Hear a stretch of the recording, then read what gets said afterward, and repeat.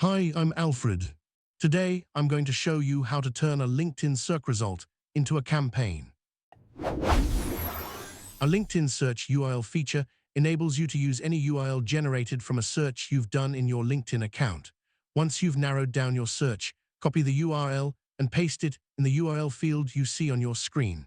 This campaign type will allow you to add up to 1,000 leads at a time, and you can modify the number by dragging the toggle. You can also leverage some additional filtering options provided by your platform, such as excluding profiles that don't have photos or targeting premium profiles.